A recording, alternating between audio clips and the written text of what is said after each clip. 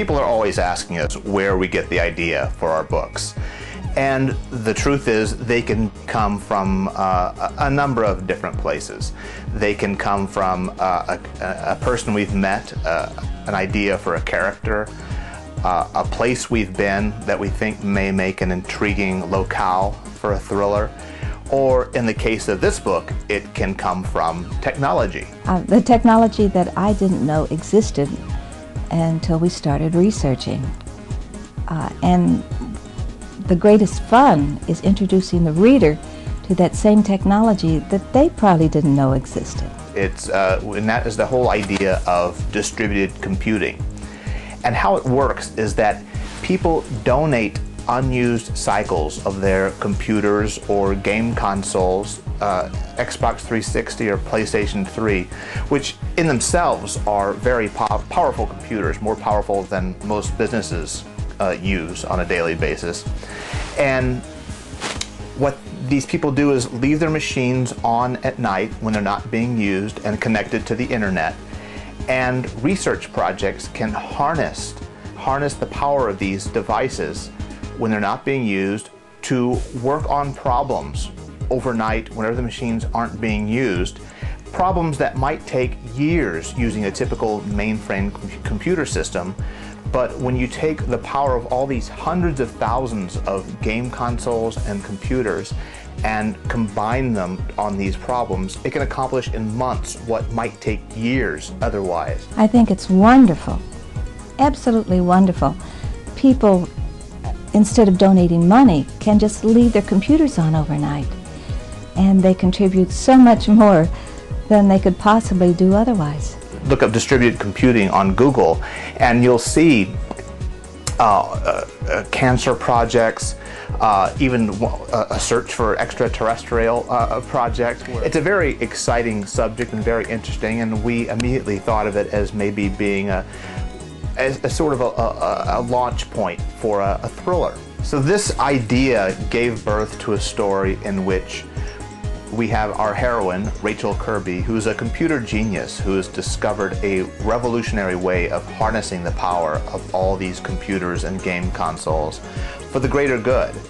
But she discovers that someone has tapped into her system, and upon investigating, she's discovered that it's being used to crack an ancient code, a 4,500-year-old code that could actually provide an amazing revolution in the way certain diseases are treated.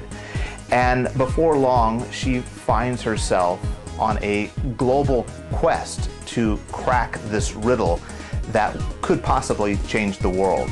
I found one of the most interesting parts of the book, for me, was when our characters had to crack a major part of the puzzle. And to do it, they went to a special effects studio in California and launched a project that blew me away. I can say that because I didn't write that particular scene. I'm a big fan of special effects films and have been since the original Star Wars films came out.